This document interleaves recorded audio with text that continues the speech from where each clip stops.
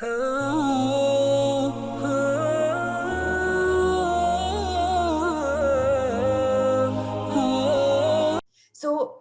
before I start my session, I'd really like, for you to understand what Scopus is.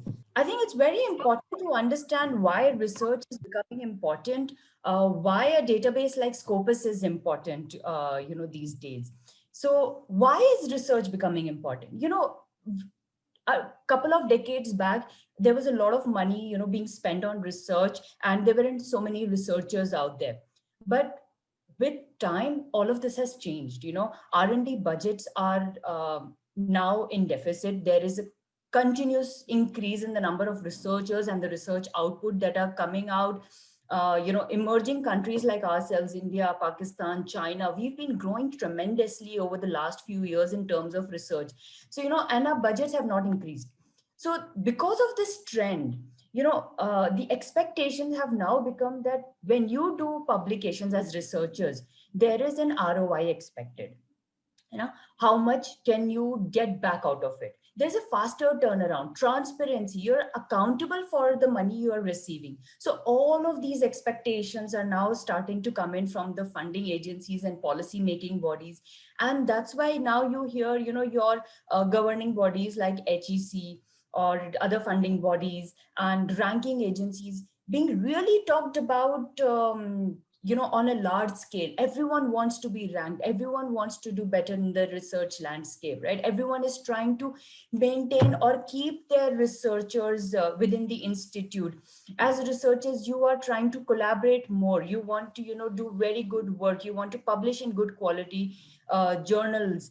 So this is where Scopus helps you. I talked about rankings, so I want to quickly just talk about why rankings are also important.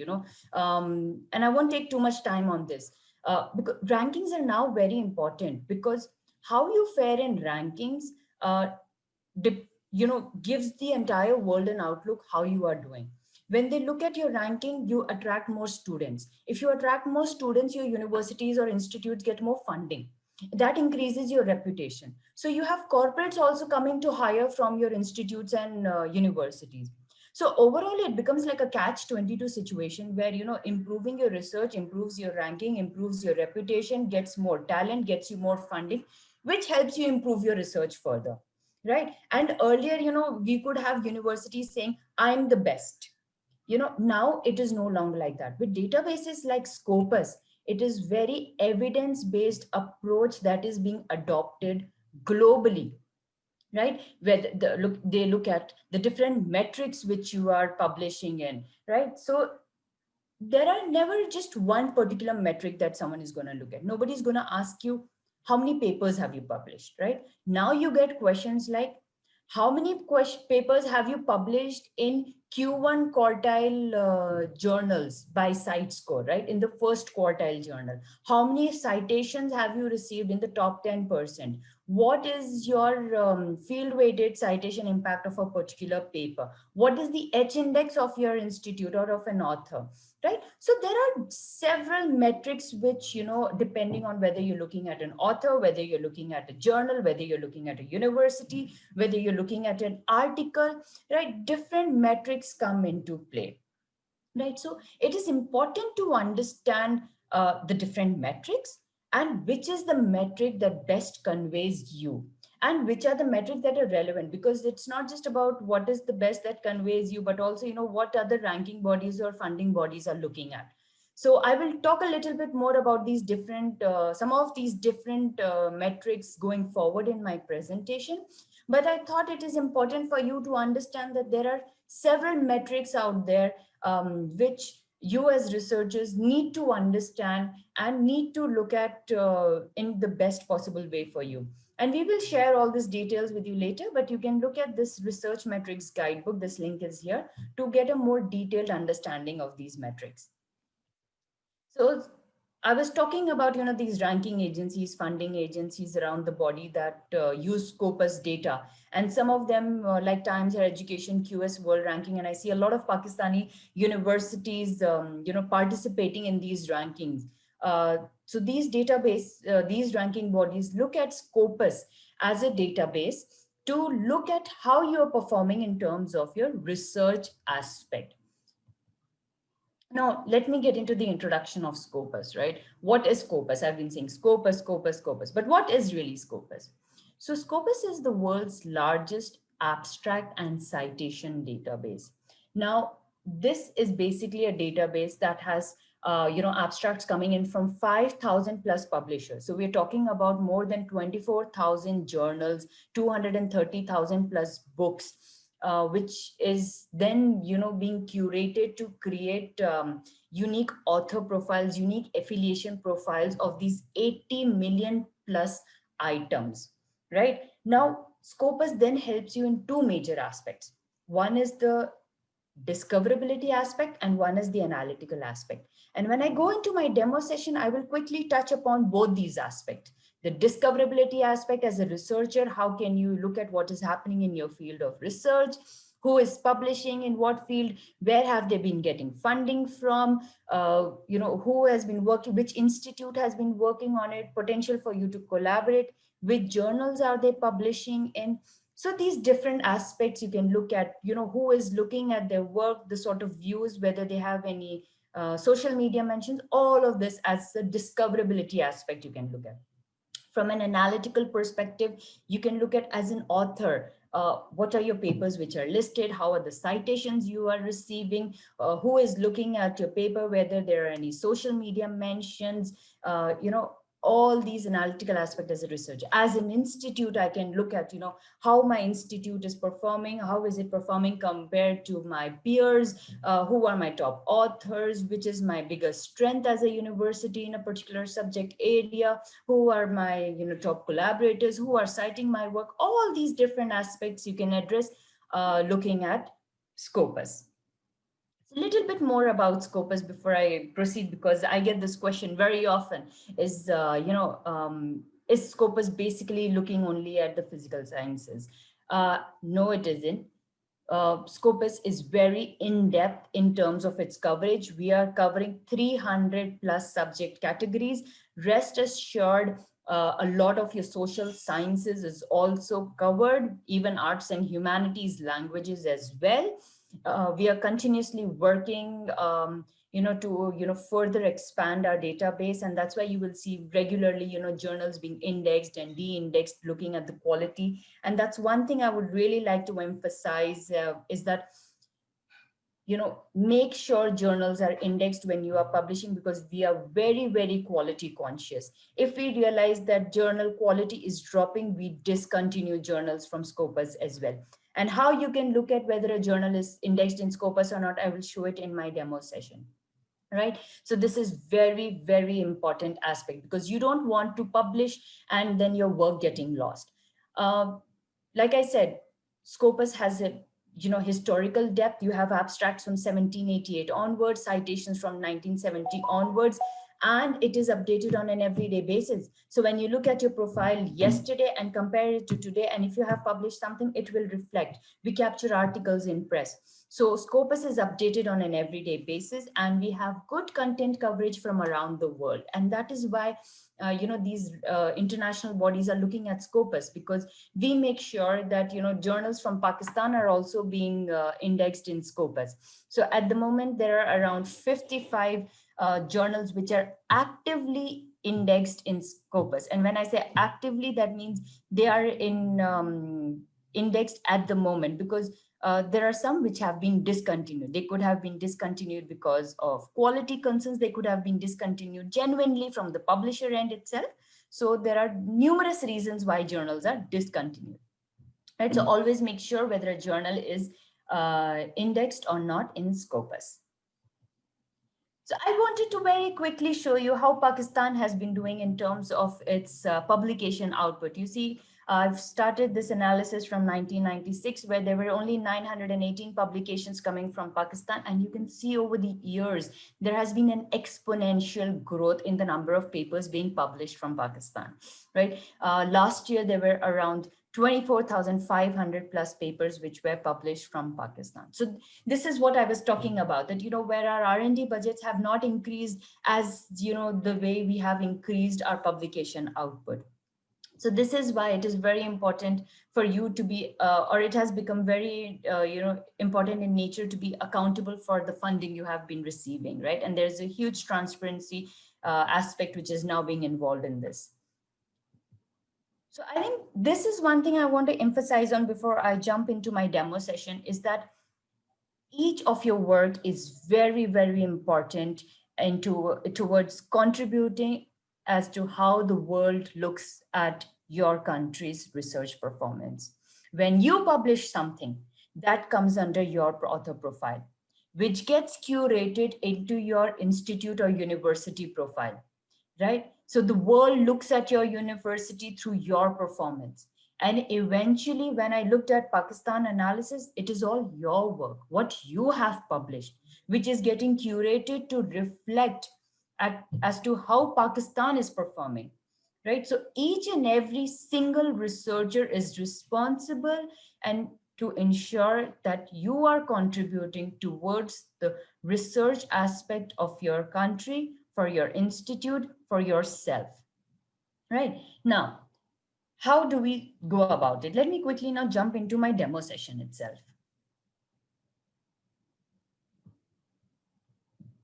Vishal, can you see my screen? Yes, I can see.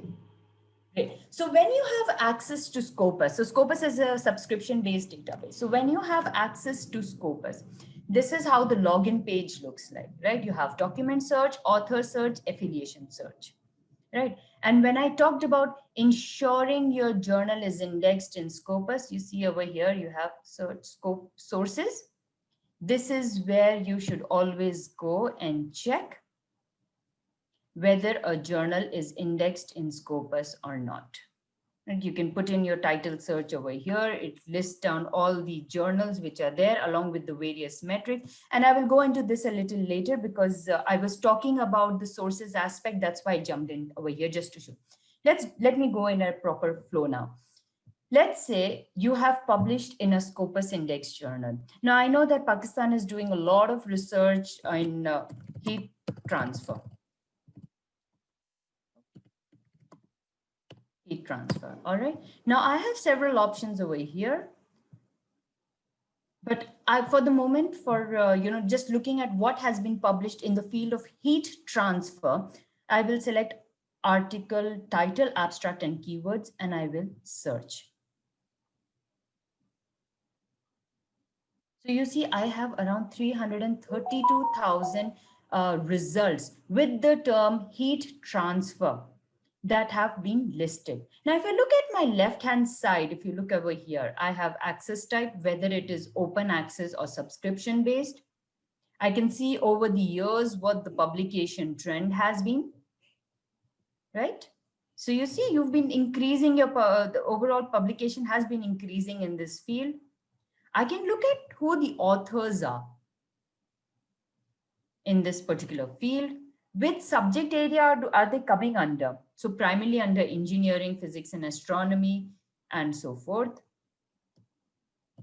Publication stage, like I said, we even capture article in press. So if your paper is accepted by a publisher but is yet to be published, we do capture those and call them article in press. And this helps you because when you are doing your research and you come across an article in press, you know not to repeat that research, but to take your research to the next level, right? Document type. So it's not that we capture only articles, right? Look at this. We capture conference papers, reviews, conference review, book chapter, notebooks, erratum, letter, editorial, right? All of this is being captured over here. This report, short survey, even if it's something is retracted, data paper. So end to end of a journal or a book is captured in Scopus. The different source title which are being used to publish with the term heat transfer. This is interesting. So if you find heat transfer is relevant for you, what are the other keywords that are being used along with heat transfer? So I see heat flux is another term which is being used a lot along with heat transfer, mathematical models, heat exchangers. These are different other keywords which are being used a lot along with heat transfer when researchers are doing their research. Which are the top institutes that are doing research in this particular field? Right, here's a long list of them. I'm just showing you snapshots over here. Who is funding this? Now, if you are doing research in this particular field, this aspect becomes very important for you, who is funding? Because you can potentially reach out to these funding bodies as well for your own research work. Which countries are they coming from?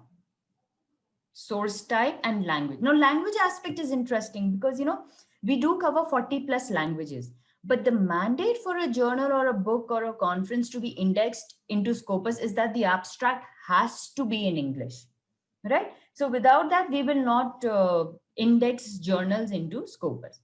Now, let me do something. So these 300,000 papers are too many for me to analyze. So let me look at what is coming in from Pakistan.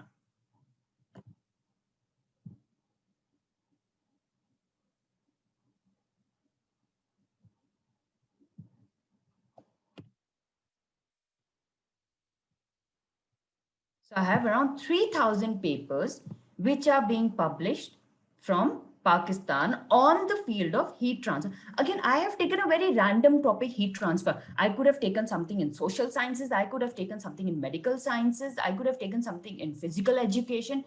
Any random topic I could have picked up. I could have even put in COVID-19 over here right now and you would have seen the result. Right now, I've got 3,060. As a researcher, even 3,000 documents is something which is unrealistic for you to really look at, right? But let's just say that these are now the papers which you now find relevant and you want to see what is over here. Now, you see the list over here. This helps me understand. So I've sorted them by citation.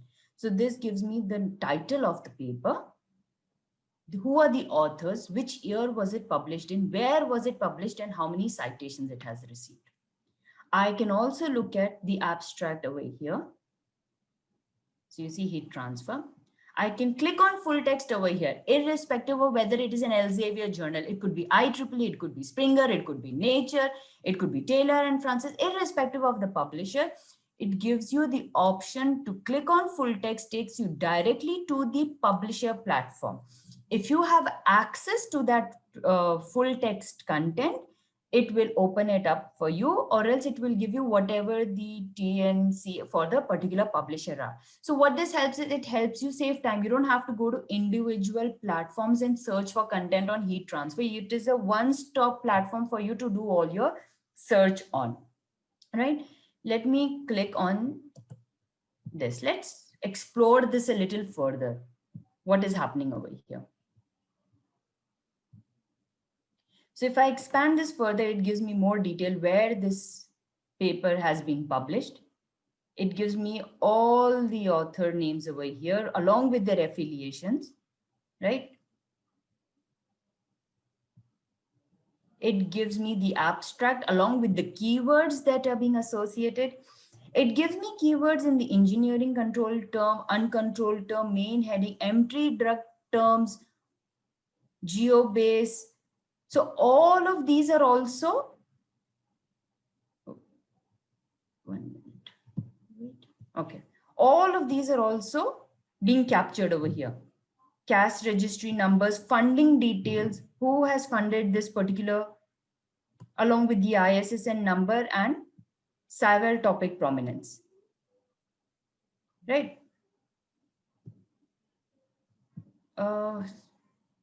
There seems to be some issue on my network end. Just give me 1 second. Let me refresh the page.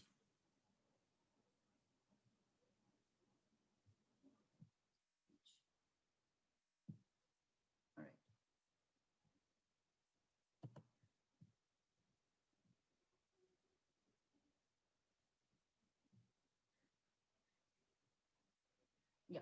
So you can see over here, I can also export this paper. I can download it, print, email, save as PDF, all these different options I have over here, right? I can also look at who has cited this document. So if I find this paper relevant, maybe the documents that have cited this paper might also be relevant for my research.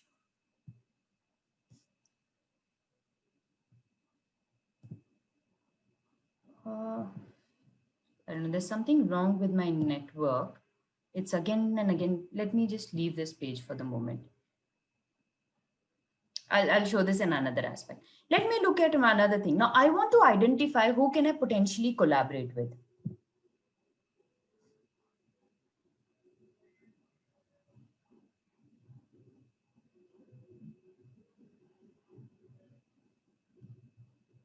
Okay. So this is over the years in Pakistan, how the publication in the field of heat transfer has been. Who are the top authors in Pakistan? And I have a list over here, right? I can pick and choose more people over here. If I find them relevant, I can open their profile directly from here, these different author profiles, right? You see the author profiles opens up directly from here. In Pakistan, where have these different, papers been getting their funding from? So maybe for me also, it's interesting to reach out to these different, bodies for funding, because I'm also doing research in this particular field. Which are the institutes? Maybe you have an MOU signed with some of them already. Maybe I might want to collaborate with this particular university, focus on them. They've done, 1000 plus papers on heat transfer, and I have a existing MOU with them. So different ways of for you to identify, which is the right author for you to collaborate with, which is the university you can collaborate with in your particular field of research, right? Where are they getting funding from? Which subject area are they primarily getting captured in? Or which source title are they publishing under? So most of the publications are under International Journal of Heat and Mass Transfer, right? So these different aspects are something which I can look at as, while I'm doing discoverability aspect, right? Now, let's say I want to look at compare sources. Now I've written my paper, and Vishal will probably show you a little later, with the help of Mendeley, how you can do some work with writing your paper. Now I want to publish in a journal. So either I have a very specific title, or let me again just put heat transfer itself, because that is the subject I was looking for. And you see, I get a list of 18 journals which have the term heat transfer in them. And let me pick up a few at random. Okay. So I've taken a mix. So site score is a very direct metric. What it does is it looks at the number of publications you have received to the total number of citations you received on that paper for the last 3 years. Very simple, direct formula, right? So it's a very transparent formula. Even you can calculate site score yourselves, right? What it does not take into consideration is subject discrepancies. Like, there are certain subjects where you have more publications, you have more citations. So the site score in those subjects are higher. Then there are certain subjects like social sciences do not have a lot of publications. They don't have a lot of citations. So the site score is lower. So in those cases where you want to compare different subject categories, journal metrics like SNIP and SJR are better. And I'll talk about them in a bit, but this is by site score. So you see these different 5 journals. I can look at these different journals and see, as a senior researcher, for me, this makes sense. International Communications in Heat and Mass Transfer is, more established journal. It is better quality. I might look at that. As a younger researcher who's just started research, maybe for me, looking just at the quality is not very important. What is the aspect that they are publishing? How many documents are they accepting and publishing? This looks interesting. International Journal of Heat and Mass Transfer. They accept the most. So maybe that is the journal I want to look at, because the chances of me being accepted by them are also higher, because they're doing a lot of publication in this particular field. As a medium level researcher, you might say, no, I want to focus on my citations. Which journal where I receive more citations? Again, I see International Journal of Heat and Mass Transfer is the one which is, the most relevant for me. So maybe as a, mid-career level researcher, I should focus on this journal because I will receive more citations. This will help me in my career growth, right? So you can compare journals across these different aspects, in terms to understand which is the best journal for you. Now, like I said, site score was one quality metric, right? There are other metrics like SciMago or the SJR. So this looks at the reputation of a journal, and it is a third-party sourced metric which we have integrated. And you must have heard of SciMago quite a bit, right? So if I look, so just to give you a very simple way of looking at this metric, one is the average. Above 1, that means the quality of this journal is better than the world average. Below 1 means the quality of the journal is below world average in this particular subject category, right? Mind you, it is subject relative. So I see these two journals again are better in quality, right? Whereas these three are lower in quality. Now, if I look at it from a source normalized impact per paper way, right? Now, this looks at the citation metric. Again, this is a normalized metric, similar formula where above 1 means you're doing better than the world average in terms of, the quality of this journal. Below 1 means below world average. Rough idea this is, just to give you. And this looks at, the citation angle of a journal. How many citations on an average it has received to the potential of citations it has, right? So again, these two journals. So by far, even if I looked at CiteScore, if I looked at SNIP, if I looked at SJR, I see these two journals have been maintaining a good quality aspect, right? So this is how you can compare different journals to understand what is the right source for you to publish in. So I've talked quite a bit on the discoverability aspect and showcased how you can look at what is happening in a field of research, identify potential collaborating partners, identify potential funding bodies you can reach out to, compare different sources. This is all that will help you in your research work, right? Let's say once you've published, where does it go? So one is definitely the way I showed you in the, so one is how I showed you in the discoverability aspect, right?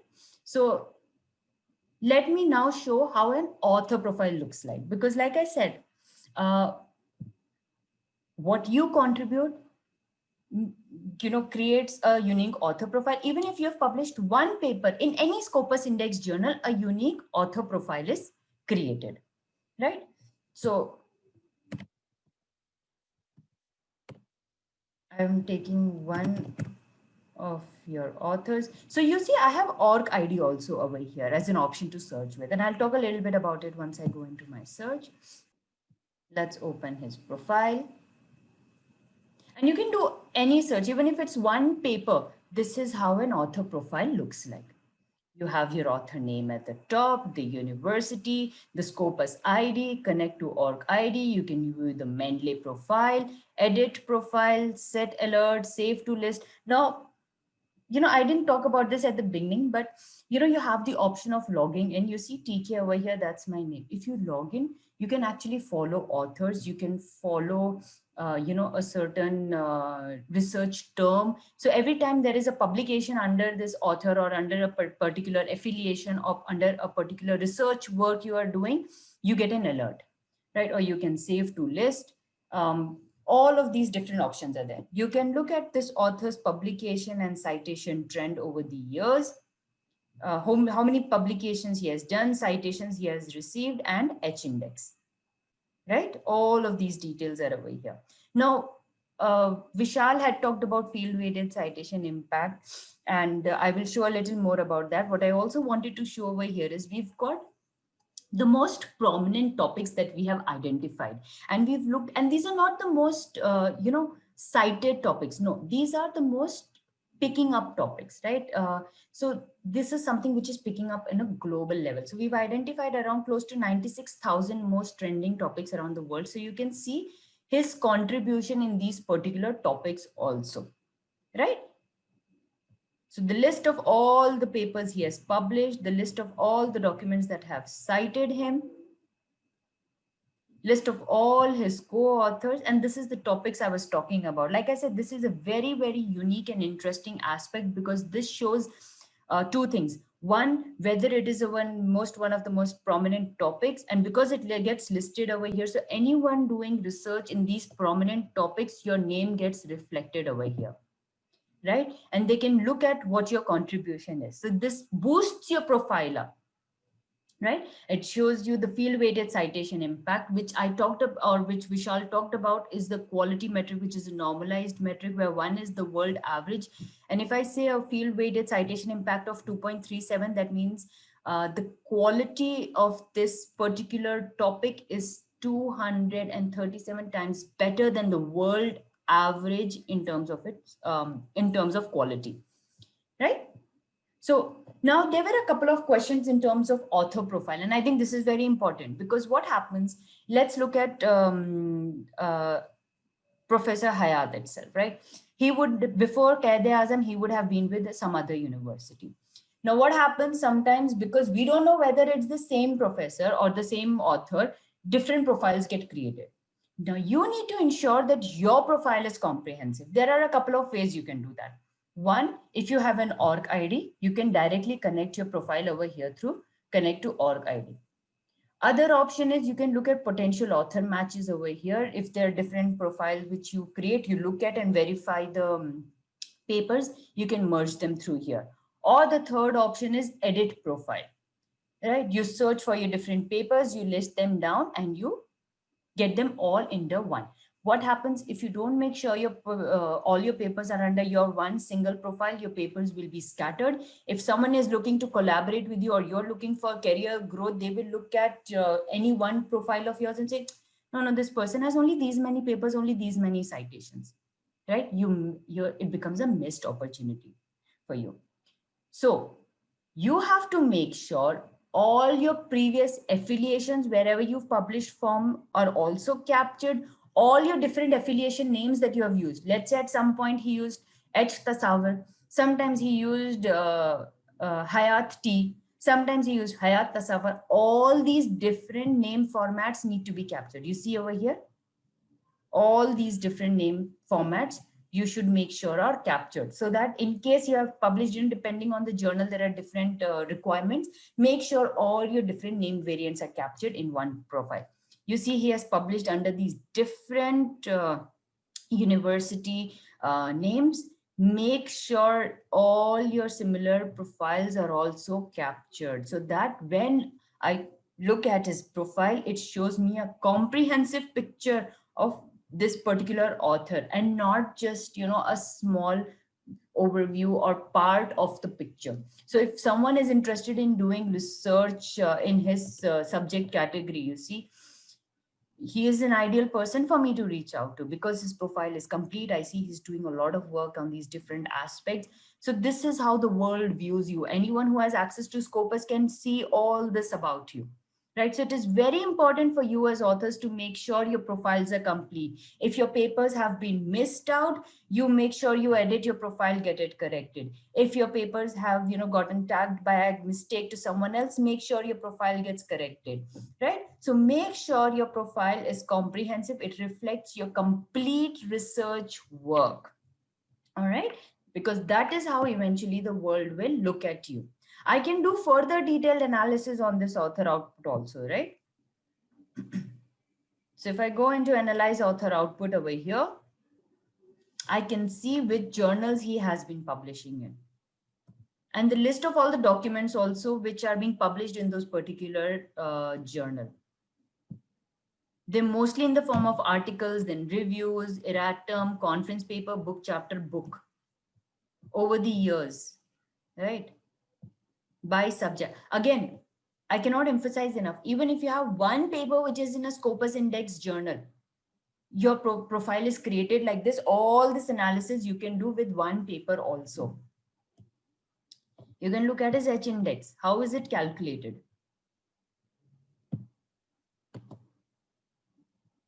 You see, his H index is 102. If you find this author profile interesting, you might be quite interested to look at other profiles also, because if his work is relevant for you and he's co-authored with these different authors, you might want to look at his papers and his profiles also. So you can directly go from here itself into this other author profile. I don't need to go and search for this author name once again, right? So you see, I get this author profile page connected right over here directly. So this is how it helps you, you know, ensure that you are, you know, saving time by doing the relevant searches at the right places, and, you know, easing your efforts which go into, you know, streamlining your work, right? So this is one aspect. Now, one last aspect I want to show you quickly before I know I am already close to my time. Affiliation search. So let me just put in.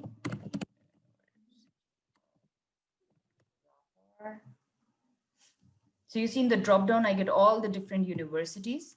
Let me open up University of Lahore over here as an example. So automatically affiliation profiles are created. You can see again over here, like your author profile names, you have to make sure your university, all names are captured, because if you're participating in, let's say, Times Higher Education, QS World Ranking, or if HEC is looking at your profile, they will look at only your main profile page. They will not do advanced search and look at all the other name variants you have used. So as an affiliation, make sure that all your different affiliation names are also being captured over here. Right. So if I look, University of Lahore has published 3,200 plus papers over the years from 1,900 plus authors. Like I said, if you have access to Scopus, we give admin rights to 1 or 2 people who can edit the institution profile as well and make sure it is comprehensive. You can see they're doing maximum publication in the field of medicine, followed by engineering, computer science, and so forth. The list is exhaustive. I can click on each of these and look. Who are they collaborating with the most? So they're collaborating the most with University of the Punjab, then ComStats, University of Agriculture. And again, this list is exhaustive. It goes on and on. And where are they publishing? Pakistan Journal of Medical and Health Sciences, Rawal Medical Journal, IEEE Access, and so forth. So this is what I said. You see, so many of these are Pakistani journals, which are where they're publishing the most. And this is the unique USP of Scopus, because we are, capturing local journals, quality local journals. It boosts your profile, and this is how the world also views you now, right? And now let me very quickly do a little bit in more details about how this. So we are back to a page similar to when I did my document search. Right now, I have all the documents that University of Lahore has published. This is how the world is going to be viewing, how they have been publishing over the years, who are their authors, with subject area, right? Simple way for me is to select all, analyze search results. So I can see who, their authors are. I can pick and choose different authors over here. Who is funding them? You see, where are they getting the maximum funding from? Right? They're publishing the most in the form of articles, then conference paper, review. So this gives you very good understanding in terms of how the university's research landscape looks like. Let me quickly show you one last thing over here. Let me just look at over the last year and this year. And you see 2021, because this is article in press, right? That's why 2021 is also showing up over here. So for these 1,621 papers, select all. So you see, I have this option of exporting to Mendeley also, or to EndNote if you're using that, to CSV, BibTeX, right? You can export all of this also, or you can download, or you can save to list if you find these papers relevant. And again, you can do this in your document search also, right? You can view the references also, create bibliography, and view citation overview. I think this is an important aspect which a lot of universities are constantly asking us, how to look at the H index of a university. So for the last year and current year, the H index for University of Lahore is, and I'm sorry because my internet is slightly slow, is 23. Right? I can limit it to the relevant years and calculate the H index like this. And it gives me the total citations it has received over these 2 years also, and per paper also. Right. So this was a very quick look into, the discoverability aspect and the analytical aspect using Scopus. Before I hand it over to Vishal, there were just because I saw a lot of questions coming on this. That's why, if because there are a lot of editors also on this. If you want to suggest your titles, here is the link. And I will share it on chat as well for your reference. This is how you can suggest titles into Scopus. So it goes through the mandatory quality check. And if it gets cleared, we have a content selection and advisory board, which consists of eminent members from around the world across different subject categories who review a journal title and give it a go ahead. Right. So make sure the basic criteria are met, because if your journal is, disqualified, there is an embargo period for up to 5 years. So you don't want to just submit a journal for the sake of submitting and then get into an embargo situation, right? So look at your basic quality requirements are met. Make sure that you are doing, the basic check before you submit your title, and you can have your journal indexed into Scopus by submitting your titles through this, right? The second thing which, I saw a lot of questions coming on was, how do we get the indexed into Scopus? And this is very important. You need to index or publish or send your paper out to journals which are indexed in Scopus only and that are active. So if I go into Scopus over here, I have the list of journals, right? Let me pick up any one particular, journal over here at random. So you see, the Scopus coverage years is from 1945 to present. Make sure it is still indexed in Scopus, because you don't want to send out your paper to a journal which has been discontinued because of, any XYZ reason.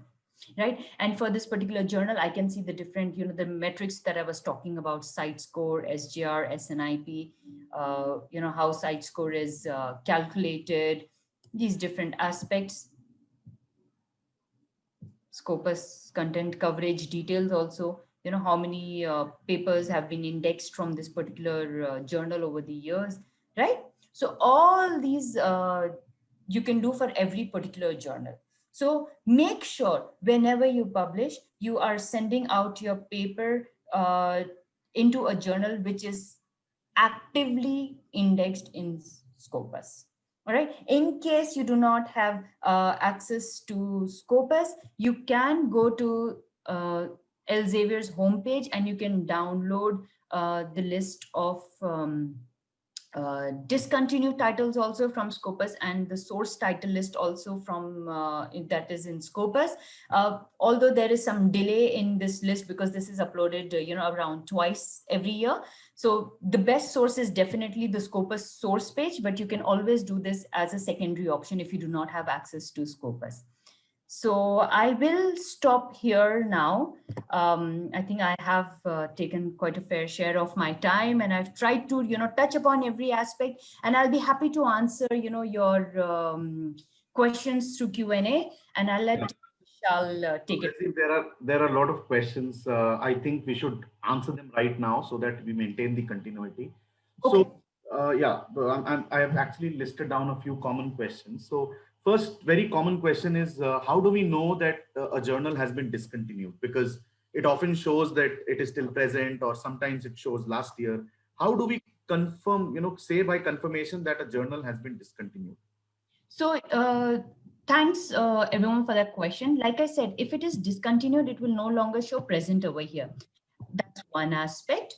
Another way you can look at it, like I said, you have this discontinued sources from Scopus, right? And I will put this into my chat right away itself. So this will, be a list you can refer to. Okay, I'll just probably do this after my presentation is done. I'm not able to open chat for some reason. All right. We can always share it when we send the confirmation. Yes. After the webinar. We So can share. these are the two ways you can always ensure that a journal is active or discontinued from the Scopus list. Okay. Right. What is the criteria of journal being recognized by Scopus? So I have already answered a lot of questions in the Q&A box. So if you could just show them the content selection page, I think. Sure. So, like I said, basic aspects for a journal to be indexed into Scopus are that it has to be peer reviewed, it has to have an ISSN number, the abstract has to be in English, the title should have references in Roman script, the title should have publication ethics and publication malpractice statement in English on its website, right? So these are some of the minimum criterias that you have, and your journal should be in regular publication. It should not have gaps, right? And I think one aspect which, and I saw these in the questions before as well, people say international journal of something something. What are you doing that it is an international journal? It should have an international editor board, it should have international authors. That's when you can call it an international journal of something something, right? So when you have a particular title also, it should be in line with your mission and vision statement, and the papers which you are accepting should also be in line with what the journal message is all about. You're talking about, let's say, a journal which is focused on heat transfer, but you're publishing papers which are on astronomy, then it will not be accepted, because this does not fall in the right category. You're saying that your journal is on heat transfer, but you're publishing a paper which is on astronomy, right? So these are certain basic things which as editors you need to make sure of. Okay, then there is a question of, if there is a mistake in an author profile and the author identifies it, so where and how he should report it to Scopus, and how can he resolve the same? Yes, like I did show it to you, there are quite a few ways. You have edit profile over here. You can do that. You have connect org ID. So if, let's say, you've got multiple profiles created, you can, you connect all of them through the single org ID of yours, or you can go to edit profile and you can get this done through this way also. Okay. Just give me. Okay, very common question. HEC, I think, subscribes to Web of Science, and people want to know, how is Scopus different from Web of Science? Okay, so HEC does not only subscribe to Web of Science, HEC subscribes to Scopus as well, just for your information. How is Scopus different from Web of Science? Thank you so much for asking that question, because when I talk about Web of Science, I say they are sort of a subset of Scopus, right? Because they do not have as many titles as we do. The coverage for local journals is not as high as Scopus. The second important aspect is they are in modules. So when we have Scopus, or when you have access to Scopus, it is a single platform, right? With 24,000 plus journal titles, and I'm talking about 24,000 plus active titles, right? And 230,000 books, conference papers, all of that.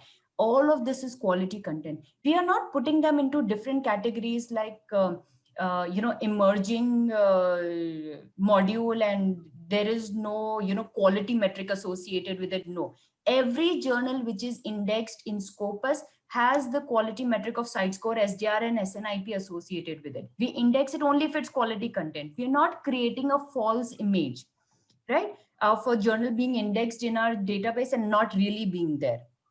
And that's why you see a lot of these ranking bodies have moved away from a competitor and moved to us, because we are giving them a comprehensive picture of across subject categories, across geographical locations, and we have more quality content. Like I said, we are continuously evaluating journal titles, and you are also free to suggest titles. So when I showed you the title suggest form, that is not only for the editor or the publisher to use.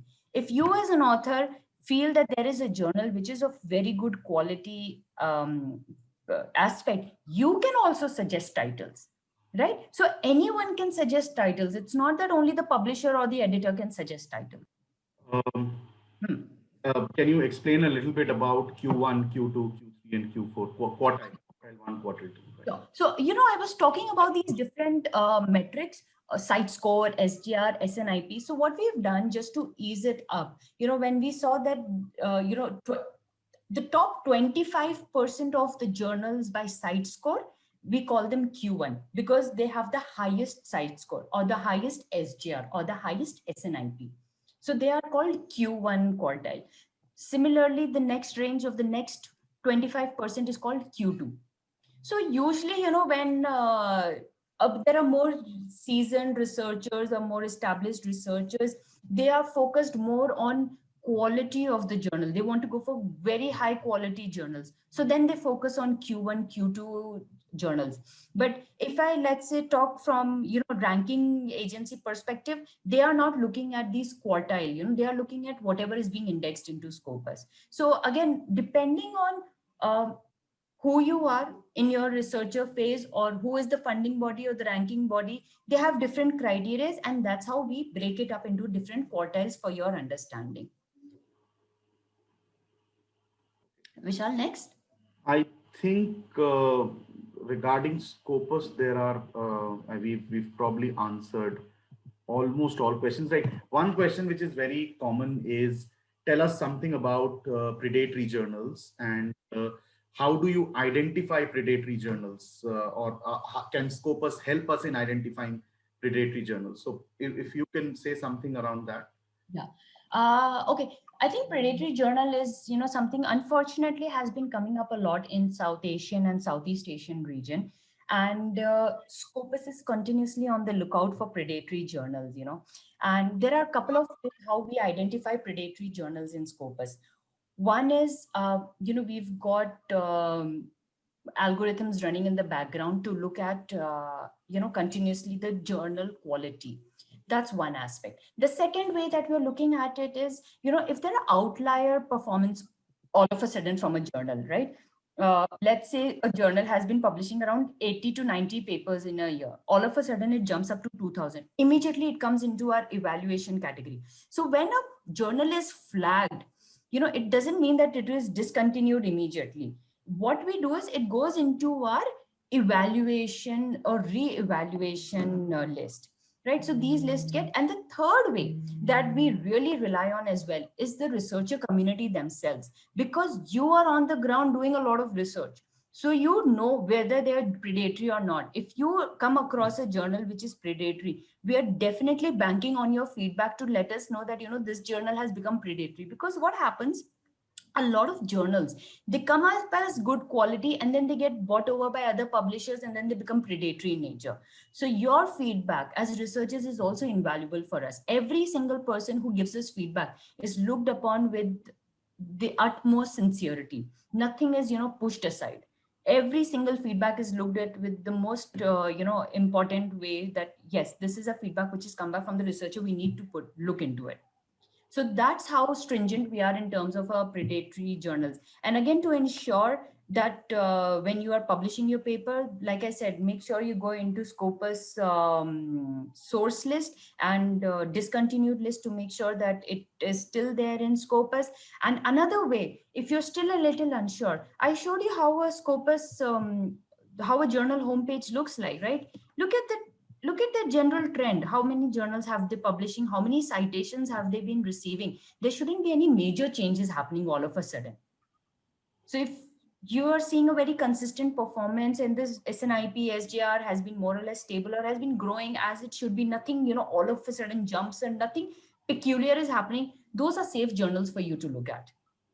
Yeah, so just to build on what Tehseen said, I think the underlying message is no journal is born predatory, right? So a journal turns predatory based on the editorial board, the publishing practices. So if it's not transparent, if the editorial process is not transparent, if the review process is not transparent, if you see too many anomalies on the website, you should always go to the journal homepage and look at what the journal is claiming and try to verify it at your end also. As I always say, research means researching everything. So for journals also, you need to research, right? However, tools like Scopus and other databases or indexing agencies can give you a certain level of confidence that if a journal is indexed in Scopus, you can be sure, let's say 90 to 99% sure that the journal is not a predatory journal. However, we always recommend that you double check,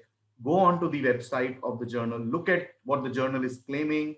As Tehseen said, there should not be any major changes suddenly in the SJR or number of citations or number of journals. go to Scopus if you have Scopus access and look at the journal comparison page. If you see that the site score, SJR, SNIP is dropping very steeply on the graphs, it can be an indication that the journal is moving towards being a predatory journal. So a good journal today can turn into predatory later on, and a not so good journal today can be a top journal in the future. So always keep an open mind and look for all these things that can actually help you and save you from publishing in a predatory journal.